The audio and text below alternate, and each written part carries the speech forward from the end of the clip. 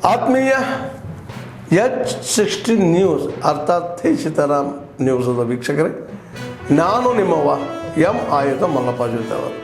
ತಾವು ಈಗ ಸುದ್ದಿಗಳ ಲೋಕಕ್ಕೆ ಎಂಟ್ರಿ ಹೊಡಿತಾ ಇದ್ದೀರಿ.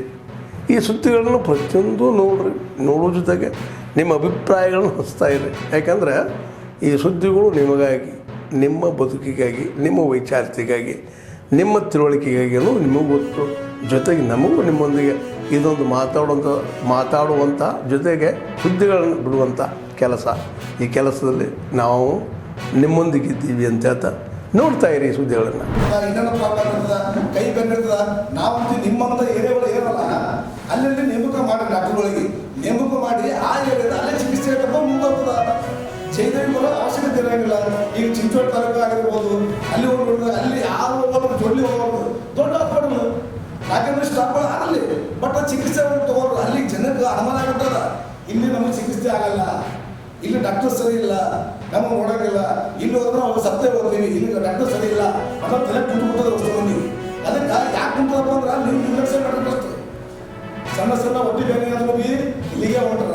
ಹಂಗಾಗಿ ನಿಮ್ಮ ತಾಲೂಕದಲ್ಲಿ ದಯವಿಟ್ಟು 11 ತಾಲೂಕು ಇರುವಂಥ ಎಲ್ಲ ಹಾಸ್ಪಿಟ್ಲುಗಳು, 55 ಇರುವಂಥ ಎಲ್ಲ ಹಾಸ್ಪಿಟ್ಲುಗಳು, ಹಳ್ಳಿಯಲ್ಲಿರೋ ಎಲ್ಲ ಹಾಸ್ಪಿಟ್ಲುಗಳು ಕೂಡಲೇ ಅಲ್ಲಿ ಏನಪ್ಪ ಅಂದ್ರೆ ಡಾಕ್ಟರ್ಗಳಿಗೆ ನೇಮಕ ಮಾಡಿರಿ.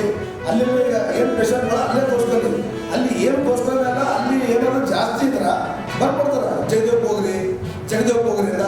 ಅವಾಗ ಬಂದಾಗ ಇಲ್ಲಿ ಏನಪ್ಪ ಅಂದ್ರೆ ಜನಸಂಖ್ಯೆ ಕಮ್ಮಿ ಆಗ್ತದೆ. ಈ ಡಾಕ್ಟರ್ ಶಾಪರ್ ಪಾಟೀಲ್ ಮನೆ ಹೇಳಕತ್ತಿದ್ರು, ಈಗ ಇತ್ತೀಚೆಗೆ ನೀವು ಫಾಸ್ಟ್ ಫುಡ್ಲಿಂದ ನಿಮ್ದು ಇದೆಲ್ಲ ಆಗಲ್ಲ. ನಮಗೆ ನಾವೊಂದು ಕರ್ನಾಟಕ ಅಭಿವೃದ್ಧಿ ಮಂಡಳಿ ಅಧ್ಯಕ್ಷನಾಗಿ ಕೆಲಸ ಮಾಡ್ತಾ ಇದ್ದೀನಿ, ರೈಟ್. ಮುಂದೆ ನಮ್ಗೆ ಅವಕಾಶ ಕೊಡ್ತಾರೆ, ನಮ್ಮ ಡೆಫಿನೆಟ್ಲಿ ಒಂದು ಅವಕಾಶ ಸಿಗ್ತದೆ. ಇಲ್ಲ, ಹೈಕಮಾಂಡ್ ಅವರು ನಮ್ಮ ಪಕ್ಷದ ವರಿಷ್ಠರು ಯಾವ ರೀತಿಯಿಂದ ಶಾಸಕರು ಕೆಲಸ ಮಾಡ್ತಾ ಇದ್ದಾರೆ, ಯಾರಿಗೆ ಅವಕಾಶ ಮಾಡಿಕೊಡ್ಬೇಕು ಅಂತ ಅವರೆಲ್ಲ ನೋಡ್ತಾ ಇದ್ದಾರೆ. ಪ್ರತಿಯೊಂದನ್ನು ನೋಡ್ತಾ ಇದ್ದಾರೆ. ಹೈಕಮಾಂಡ್ ಹೆಂಗೆಲ್ಲೂ ನೋಡ್ತಾ ಇದ್ದಾರೆ. ಇಲ್ಲಿ ಎಲ್ಲ ನಮ್ಮ ಸೀನಿಯರ್ಸು ನೋಡ್ತಾ ಇದ್ದಾರೆ, AICC ಅಧ್ಯಕ್ಷರು ಕೂಡ ನೋಡ್ತಾ ಇದ್ದಾರೆ. ಕರ್ನಾಟಕ ಅಭಿವೃದ್ಧಿ ಮಂಡಳಿಯಲ್ಲಿ ಏನೇನು ಕೆಲಸಗಳು, ಏನೇನು ಕಾರ್ಯಕ್ರಮಗಳು ನಾವು ಮಾಡ್ತಾ ಇದ್ದೀವಿ, ಜನರ ಪರವಾಗಿ ಏನಾಗ್ತಾ ಇದೆ ಅಂತ ಎಲ್ಲವನ್ನೂ ಅವರು ನೋಡ್ತಾ ಇದ್ದಾರೆ. ಇದೆಲ್ಲವನ್ನು ಕನ್ಸಿಡರ್ ಮಾಡಿ ಒಂದು ಹೈಕಮಾಂಡ್ ಅವರು ಡಿಸೈಡ್ ಮಾಡ್ತಾರೆ. ಬಹುಶಃ ರೀಶಫಲ್ ಆಗ್ತದೆ ಅಂತ ಇದೆ. ಎಷ್ಟು ಜನ ತಗೊಳ್ಬೇಕು, ಯಾವ ಪೋರ್ಟ್ಫೋಲಿಯೋ ಯಾರು ಕೊಡಬೇಕು ಅಂತ ಅದು ಕೊನೆ ಹಂತದಲ್ಲಿ ತೀರ್ಮಾನ ಆಗ್ತದೆ. ನಾವು ನಮ್ಮ ತಂದೆಯವರು ಮುಖ್ಯಮಂತ್ರಿ ಇದ್ದಾಗಲೂ ಕೂಡ ಬಹಳ ಸಮೀಪದಿಂದ ನಾವು ನೋಡಿದ್ವಿ.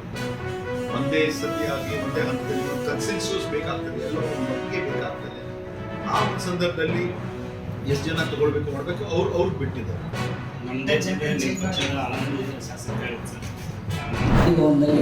ಮುಂದೆ ಒಂದು ಸಮಾವೇಶಕ್ಕೆ ಅವರು ಪೂರ್ವಭಾವಿ ಸಭೆ ಆಗಿರುತ್ತೆ ಅಂತ ಅಲ್ಲಿ ಎಲ್ಲೂ ಹೇಳಲ್ಲ 49 ಜಾತಿ 51 ಜಾತಿ ಅಂತ. ಆ ಒಂದು ವಿಡಿಯೋ ನೋಡಿದ ತಕ್ಷಣ ನಮ್ಮ ಅಲೆಮಾರಿ ನಿಗಮದ ಇವಾಗ ಅಧ್ಯಕ್ಷರಾಗಿರ್ತಕ್ಕಂಥ ಮಹಿಳೆ ಶ್ರೀಮತಿ ಪಲ್ಲವಿ ಜಿ ಅಂತ ಹೇಳಿ ಅವ್ರು ಏನು ಮಾಡ್ತಾರೆ, ತಕ್ಷಣ 49 ಅಂತ ಗೊತ್ತಾದ ತಕ್ಷಣ ಮಾಜಿ ಮಂತ್ರಿಗಳ ಮನೆಗೆ ಹೋಗಿ ಖುದ್ದಾಗಿ ಭೇಟಿಯನ್ನು ಮಾಡ್ತಾರೆ. ಯಾಕೆ ಸರ್ ನೀವು 74 ಜಾತಿಯಲ್ಲಿ 49 ಜಾತಿಯನ್ನು ಮಾತ್ರ ಒಳಗೊಂಡಂಗೆ ಸಭೆ ಕರೆದಿದ್ದೀರಿ, ಈ ಪರಮಕೋಚರು ಕೂಡ ಅದರಲ್ಲಿರುತ್ತೆ, ಆ 2 ಜಾತಿಯನ್ನು ಒಳಗೊಂಡಂಗೆ ತಾವು ಸಭೆ ಕರಿಬೇಕು ಅಂತ ಮನವಿಯನ್ನು ಮಾಡ್ತಾರೆ. ತಕ್ಷಣ ಅವಾಗ ಅವ್ರು ಏನು ಮಾಡ್ತಾರೆ, ಸರಿಯಮ್ಮ ಆಯಿತು ತಾವು ಕೂಡ ಬನ್ನಿ ಆ ಸಭೆಗೆ ಅಲ್ಲೇ ಚರ್ಚೆ ಮಾಡೋಣ ಅಂತ ಕರೀತಾರೆ. ಕರೆದಾದ್ಮೇಲೆ ನಾವು 5ನೇ ತಾರೀಕಿಗೆ ಎಲ್ಲರೂ ನಮ್ಮ 2 ಜಾತಿಯ ಪ್ರಮುಖರು ಕೂಡ ಹೋಗುತ್ತೀವಿ. 49 ಜಾತಿಯ ಪ್ರಮುಖರು ಬಂದಿರ್ತಾರೆ. ಈ ಒಂದು ಬ್ಯಾನರಲ್ಲಿ 49 ಪರಿಶಿಷ್ಟ ಜಾತಿ ಅಂತ ಮಾತ್ರ ಹಾಕಿರ್ತಾರೆ.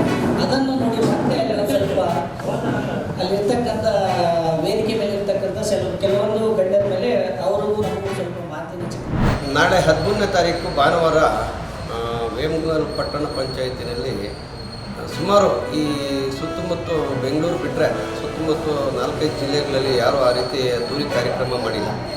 ನಾಡಪ್ರಭು ಕೆಂಪೇಗೌಡರ ಹಬ್ಬ ಅಂತಂದ್ಬಿಟ್ಟು ನಾವು ಹಬ್ಬದ ರೀತಿ ವಾತಾವರಣ ಇಟ್ಕೊಂಡು ಆಚರಣೆ ಮಾಡ್ತಾಯಿದ್ವಿ. ಅವತ್ತು ನಮ್ಮ ಸಮುದಾಯದ ಮುಖಂಡರನ್ನೆಲ್ಲ ಸೇರಿಸಿ ಒಂದು ವೇದಿಕೆಗೆ ತರುವಂಥ ಪ್ರಯತ್ನ ಮಾಡ್ತಾಯಿದ್ವಿ.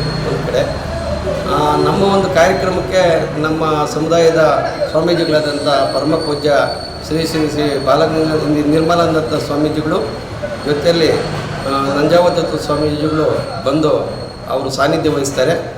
ಇದಾದ ನಂತರ 3 ಗಂಟೆಗೆ ಏನು ವೇಮಗಲ್ ಪಟ್ಟಣದ ಪ್ರಮುಖ ರಾಜ್ಯ ಬೀದಿಗಳಲ್ಲಿ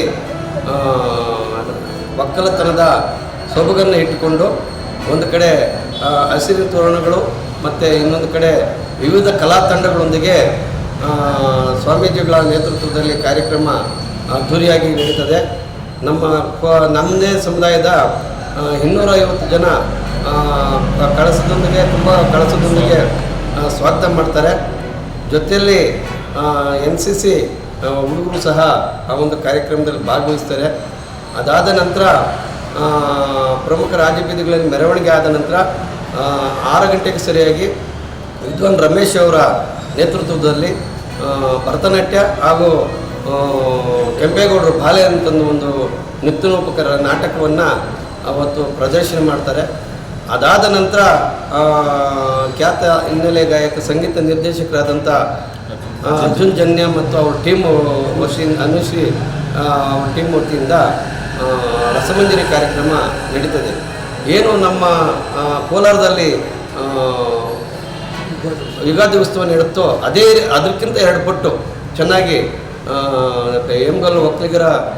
ವೇಮಗಲ್ ಹೋಬಳಿ ಒಕ್ಕಲಿಗರ ಸಂಘದಿಂದ ಒಂದು ಈ ಕಾರ್ಯಕ್ರಮನ ಹಮ್ಮಿಕೊಂಡಿದ್ದೀವಿ. ಈ ಒಂದು ಕಾರ್ಯಕ್ರಮಕ್ಕೆ ಗಣ್ಯರು ಭಾಗವಹಿಸ್ತಾರೆ. ಮತ್ತು ಸಾರ್ವಜನಿಕರು ವಿಶೇಷವಾಗಿ ವಿನಂತಿ ಮಾಡ್ತೀನಿ, ಕಾರ್ಯಕ್ರಮ ನೋಡೋದಕ್ಕೆ ತುಂಬ ಸೊಗಸಾಗಿ ಚೆನ್ನಾಗಿರ್ತದೆ. ನೀವೆಲ್ಲರೂ ಬಂದು ಈ ಕಾರ್ಯಕ್ರಮವನ್ನು ವೀಕ್ಷಣೆ ಮಾಡಬೇಕು. ಮತ್ತು ಆಯೋಜಕರಾದಂಥ ನಮ್ಮೆಲ್ಲರಿಗೂ ಬೆನ್ತಟ್ಟಿ ಪ್ರೋತ್ಸಾಹಿಸಬೇಕು. ಮತ್ತು ವಿಶೇಷವಾಗಿ ಈ ಒಂದು ಕಾರ್ಯಕ್ರಮವನ್ನು ವೇಮಗಲ್ ಹೋಬಳಿ ಒಕ್ಕಲಿಗರ ಸಂಘ ಮಾಡ್ತಾ ಇರೋದ್ರಿಂದ ನೀವು ಬಂದು ನಮ್ಮನ್ನು ಬೆನ್ತಟ್ಟಿ ವಿಶೇಷವಾಗಿ ಪ್ರೋತ್ಸಾಹಿಸಬೇಕಂತ ವಿನಂತಿ ಮಾಡ್ತೀನಿ. ಆದ್ಮೇಲೆ ಎಲ್ಲ ಸುದ್ದಿಗಳನ್ನು ನೋಡಿದ್ರಲ್ಲ, ಏನು ಅನಿಸ್ತು ನಿಮಗೆ?